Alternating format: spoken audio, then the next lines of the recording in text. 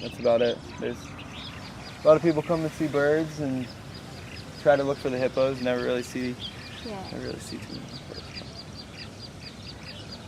It is a beautiful little spot. It's a diamond in the rough.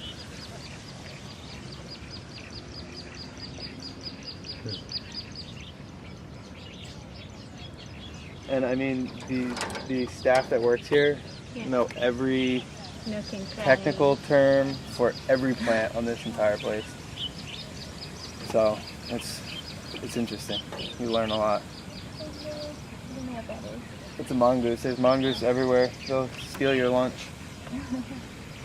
But all along this fence line over here, the Erica fence line, there's endangered species of plant that there's nowhere else in the world. So.